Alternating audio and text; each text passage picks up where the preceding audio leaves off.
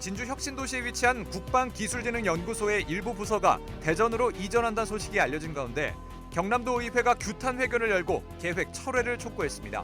지역 경제단체에 이어 정치권까지 반대 입장을 내놓으면서 이전을 반대하는 여론이 확산되고 있습니다. 이달 초 우주항공청법이 통과되면서 잠잠했던 사천 지역 부동산 시장이 꿈틀대고 있습니다. 우주항공청 설립과 복합도시 건설 호재가 겹치면서 아파트 계약 문의와 함께 토지 거래 문의도 이어지고 있습니다. 청년 인구가 경남을 지속적으로 떠나는 가운데 경남도가 청년을 위한 문화예술 체육 분야 인프라 구축에 나섭니다. 비제조 분야 산업을 육성해 청년 일자리 창출의 성장 동력으로 만들겠다는 계획입니다.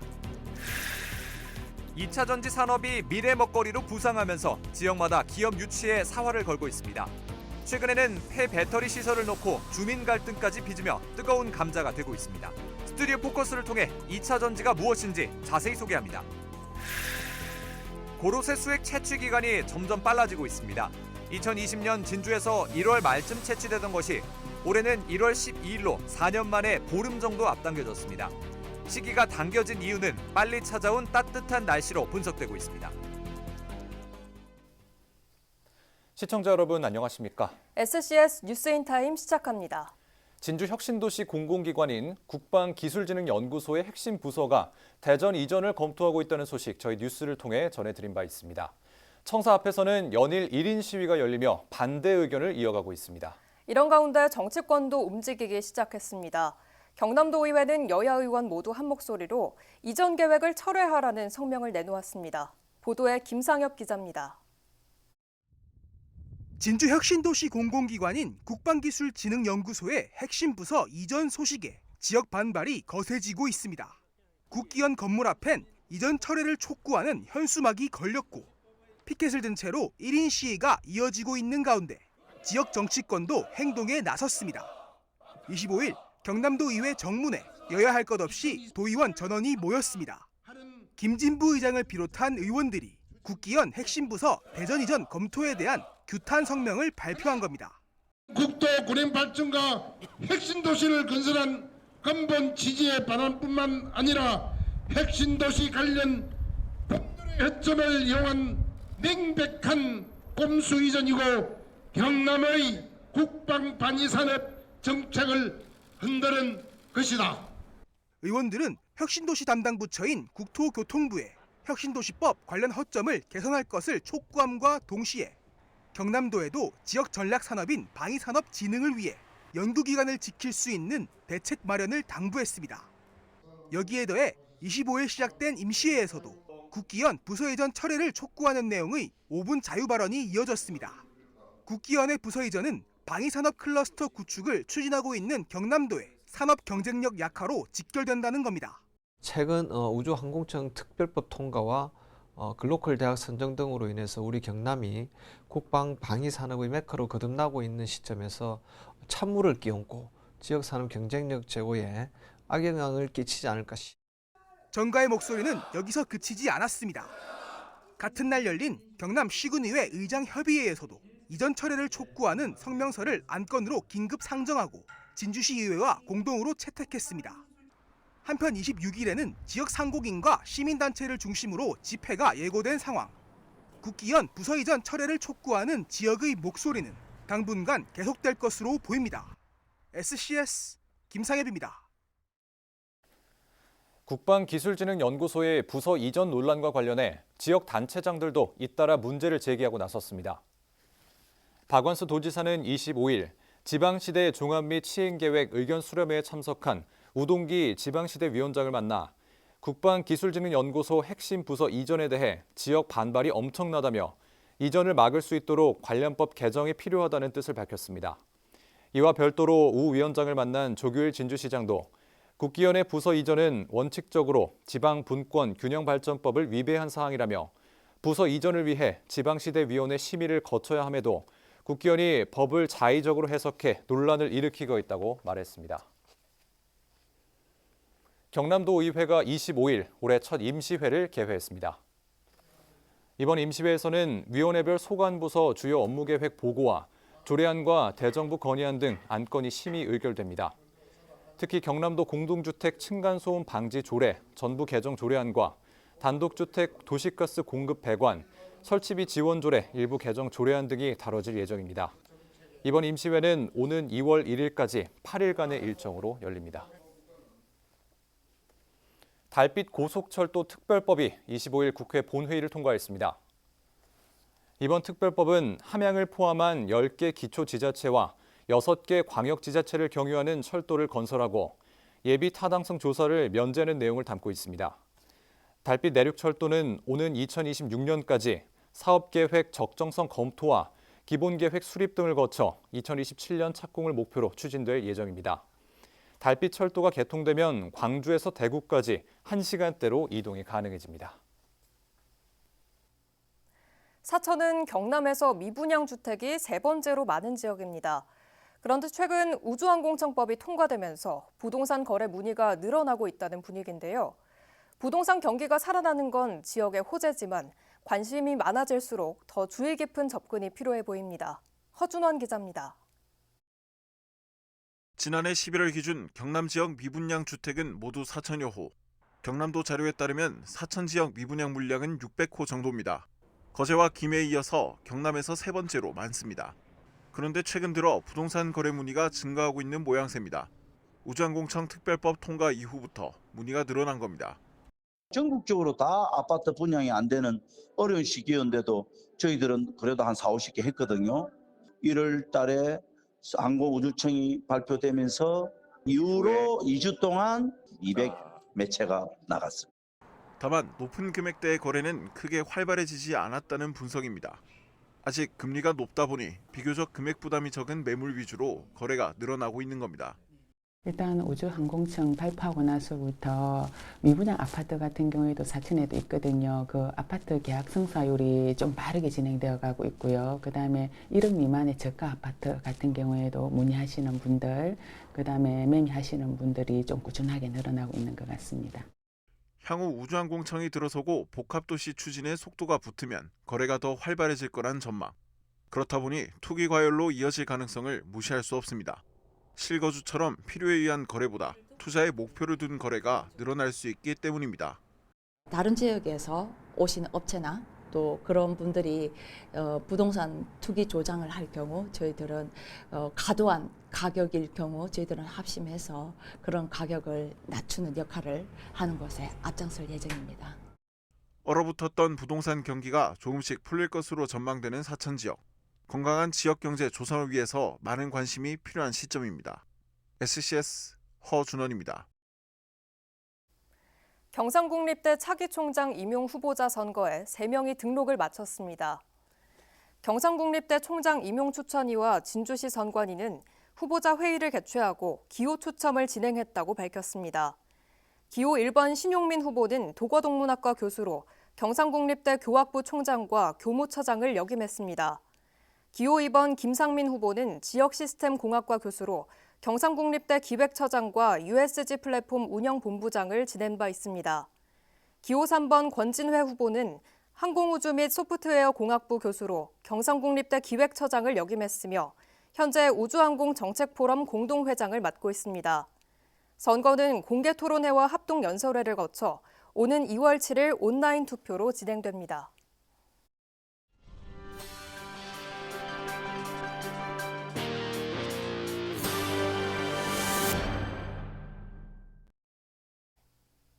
산업에서 제조업 비중이 높은 경남 지역, 최근 관련 종사자 가운데 20, 30대 비율이 점점 줄면서 경남도가 우주항공과 반도체 산업 등 산업 생태계 확장을 추진하고 있다는 소식 앞서 저희 뉴스에서 전해드렸는데요.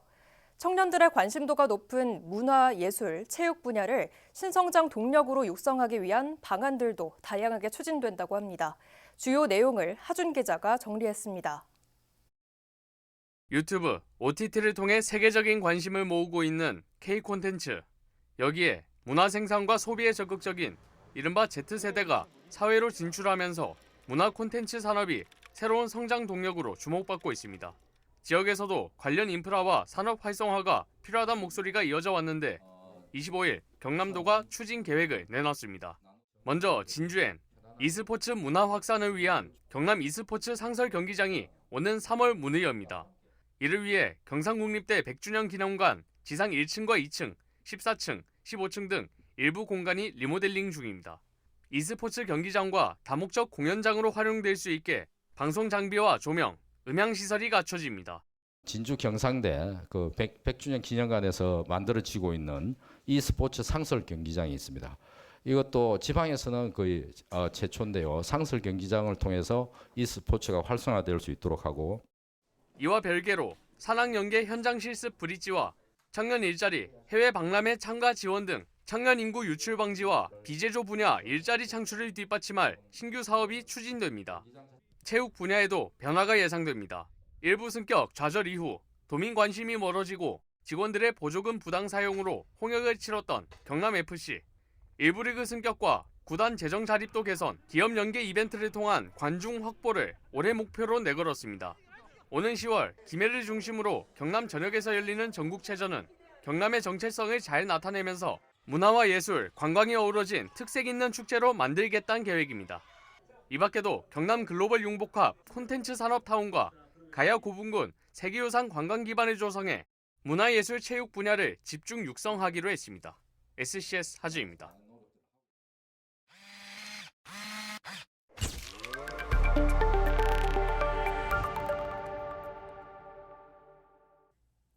최근 2차 전지가 미래 먹거리로 주목받으면서 여러 지자체들이 관련 기업을 유치하기 위한 경쟁을 벌이고 있습니다.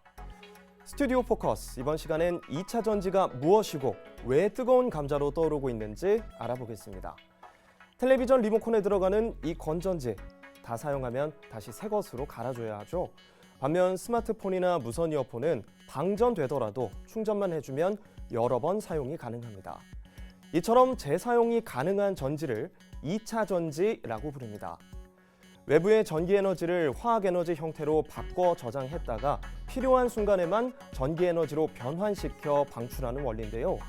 충전만 한다면 다시 쓸 수 있어 경제적이고 리모컨 건전지 같은 1차 전지보다 친환경적이라는 장점이 있어 각종 제품에 폭넓게 쓰이고 있습니다. 2차 전지의 종류 중에서 가장 각광받고 2차 전지의 대명사로 불리는 것은 리튬 배터리입니다. 수명이 길고 충전 가능 용량이 줄어들지 않아서 전기 자동차의 핵심 부품으로 주목받고 있는데요. 지난해 한 배터리 시장 조사기관의 전 세계 전기차 배터리 시장 전망에 따르면 2035년에는 규모가 6,160만 달러, 800조 원 이상을 달성할 것으로 예상하고 있습니다. 상황이 이렇자 지자체들은 2차 전지 관련 기업 유치에 열을 올리고 있습니다. 전북 새만금은 2차 전지 특화지구로 지정되고 지난해 10조 원 규모의 투자 유치를 이뤄냈고, 서부 경남에서도 최근 하동군이 대송산단에 2차 전지 소재 기업을 유치하며 지역민들의 관심을 끌고 있습니다. 오는 2028년까지 6천억 원 규모의 투자가 이뤄질 예정입니다. 하지만 2차 전지 역시 수명이 최대 10년 정도여서 이 폐기물 문제에서 자유로울 수 없습니다. 2030년이면 전기차에서 배출되는 폐배터리만 42만 개에 달할 것으로 추산되면서 심각성이 커지고 있는데요. 이를 재활용해 2차 전지의 소재가 되는 광물을 추출하는 업체들이 자연스레 증가하고 있는데, 공정 과정에서 폐수와 대기오염 등 환경오염이 발생할 수 있다는 우려를 낳고 있습니다. 최근 사천 대진산단의 2차 전지 폐기물 재활용 단지 건립 추진을 위해 SK 에코플랜트가 진행한 주민 설명회에서도 이 같은 문제들이 제기됐는데요.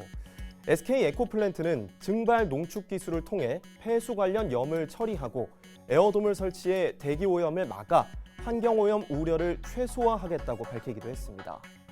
전기차 보급과 함께 시장 규모가 빠르게 성장하고 있는 2차 전지.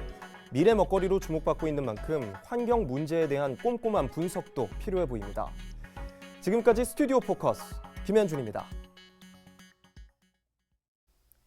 사천시가 올해부터 2028년까지 5년간 추진하게 될 식량산업 종합계획을 농림축산식품부로부터 최종 승인을 받았습니다. 이번 종합계획은 사천시의 식량산업 경쟁력 제고를 위해 쌀을 비롯한 밭작물의 균형 있는 육성과 체계적인 지원을 위해 수립됐습니다.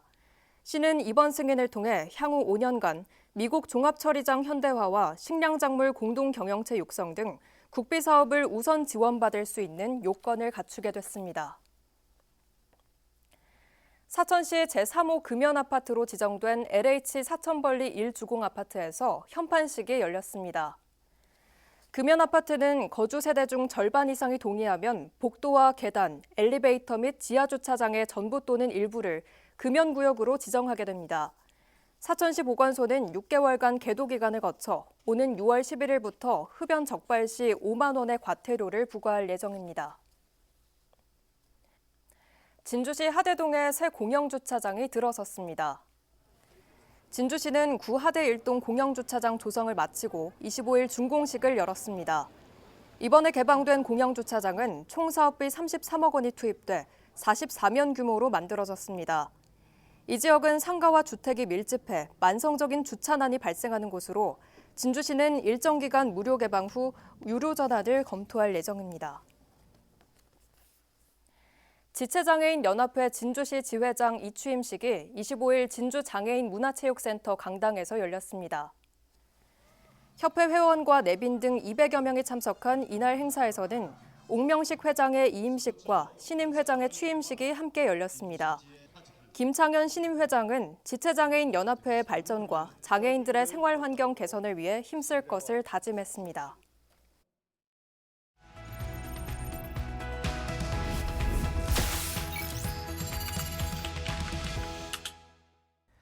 네, 이맘때쯤 맛볼 수 있는 천연 건강식품, 바로 고로쇠인데요. 최근 지역에서 올해 첫 고로쇠 채취가 시작됐는데 갈수록 그 시기가 빨라지고 있다고 합니다. 부산일보 김윤우 기자가 취재했습니다. 김윤우 기자. 네, 안녕하세요. 네, 어디에서 고로쇠 수확이 시작됐을까요? 네, 산림청 국립산림과학원은 지난 12일 진주시 인공조림지에 식재된 우상 고로쇠 나무 등 이 4종의 고로쇠 나무에서 올해 첫 고로쇠 수액 채취 작업이 진행됐다고 밝혔습니다. 또 비슷한 시기 하동군 역시 이 지리산 일대 최대 고로쇠 산지인 화계면 의신, 범왕마을 일원에서 이 고로쇠 수액 채취에 들어가는 등 전국 유명 생산지들이 비슷한 시기 작업에 들어갔습니다. 네, 앞서 언급한 것처럼 이 채취 시기가 시간이 갈수록 당겨지고 있다는데 어떻게 된 일입니까? 네, 고로쇠 수액은 지역마다 조금씩 차이는 있지만 예전에는 주로 경칩 전후에 채취됐는데요.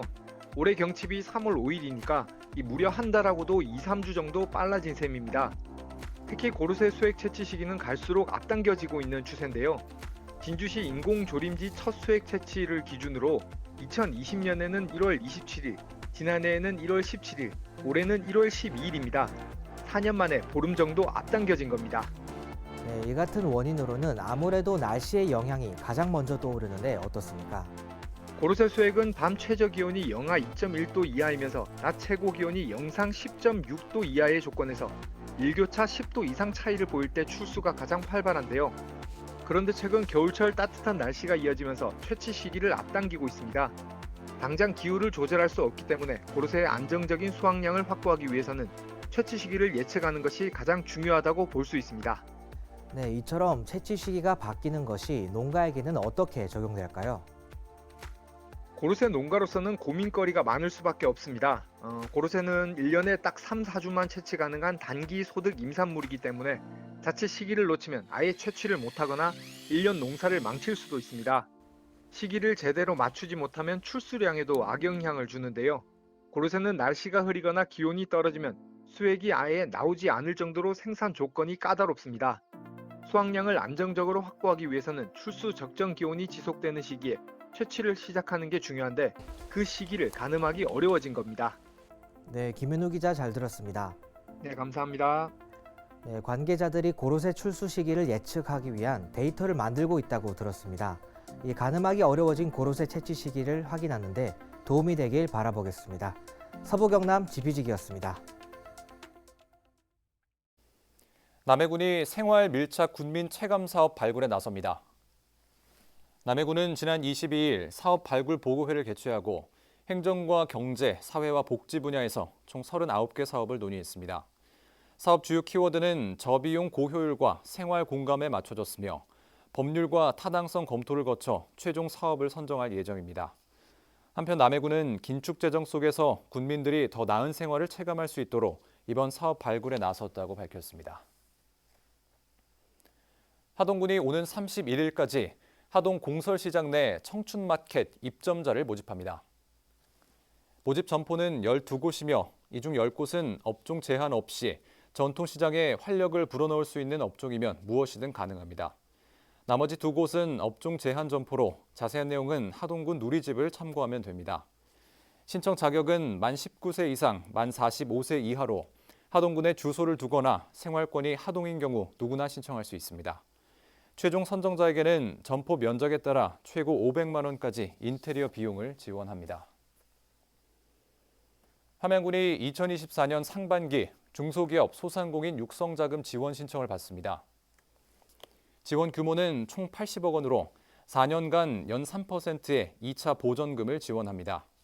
상환 방법은 일반 운전자금 및 소상공인 창업 전세자금인 경우 2년 거치, 2년 균분 상환, 중소기업 기술 개발 자금 및 시설 현대화 자금은 1년 거치, 3년 균분 상환입니다.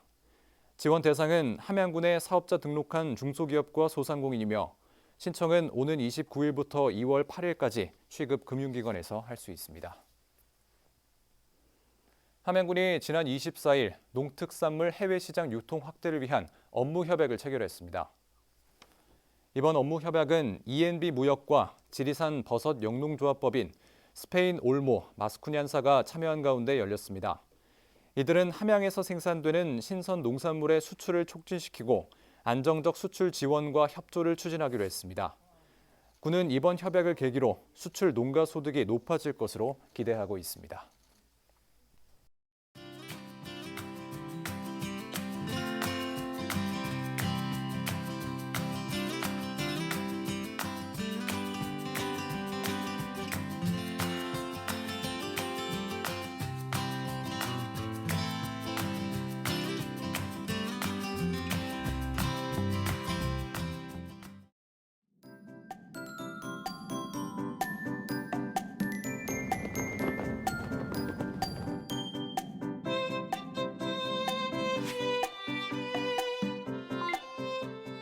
연일 기승을 부렸던 한파는 금요일 아침까지 이어진 뒤 낮부터 누그러지겠습니다. 금요일 진주 한낮 기온 9도를 보이며 전날보다 3도가량 오르겠는데요. 이후에도 예년 겨울 기온을 보이며 큰 추위는 없을 전망입니다. 자세한 서부 경남 지역별 날씨도 살펴보겠습니다. 진주 지역 외에도 전반적으로 맑고 구름 많겠는데요. 아침 기온은 남해 영하 3도, 하동 영하 4도로 출발해 한낮에는 7도에서 9도 분포 보이겠습니다. 전국 날씨입니다. 충남과 전라, 제주는 종일 흐리겠습니다. 아침 기온은 서울 영하 6도, 광주 영하 3도로 출발하겠고 제주의 한낮 최고 기온은 8도 예상됩니다. 남해동부 앞바다는 종일 맑은 하늘이 펼쳐지겠는데요. 물결은 약간 높겠고 바람도 다소 강하게 불겠습니다. 이어서 삼천포 기준 조석표 살펴보겠습니다. 물때는 8물, 만조 시각은 밤 9시 45분, 간조 시각은 오후 3시 49분 예상됩니다. 사천공항 날씨 정보입니다. 금요일 오전 9시 기준 구름 조금 지나겠는데요. 우리 지역에서 서울 김포로 가는 첫 번째 항공편은 오전 10시 55분 예정돼 있습니다. 자세한 내용은 사천공항 홈페이지에서 확인하시기 바랍니다. 이어서 삼천포 역의 운항 정보입니다. 제주도에서 삼천포로 가는 배는 오후 2시 출발 예정입니다. 주간 날씨입니다. 다가오는 주말 심한 추위는 없겠는데요. 다음 주 화요일 낮부터는 하늘빛이 점차 흐려지겠습니다. 지금까지 기상정보였습니다. 저희가 준비한 소식은 여기까지입니다. 시청해주신 여러분 고맙습니다.